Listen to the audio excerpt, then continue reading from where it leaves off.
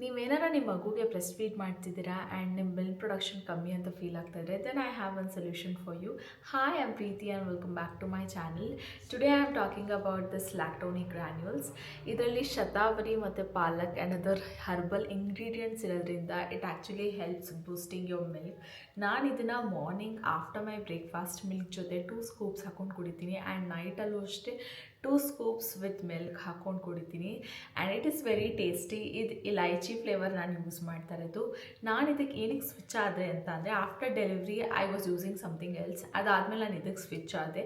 ಏನಕ್ಕೆ ಅಂತ ಅಂದರೆ ನನಗೆ ಮಿಲ್ಕಲ್ಲಿ ತುಂಬಾ ಅಲರ್ಜಿ. ಮಿಲ್ಕ್ ಅಂದರೆ ನಂಗೆ ಸೈನಸ್ ಸ್ಟಾರ್ಟ್ ಆಗೋಗುತ್ತೆ. I start coughing as well as ನನ್ನ ನೋಸು ಕೂಡ ಬ್ಲಾಕ್ ಆಗೋಗುತ್ತೆ.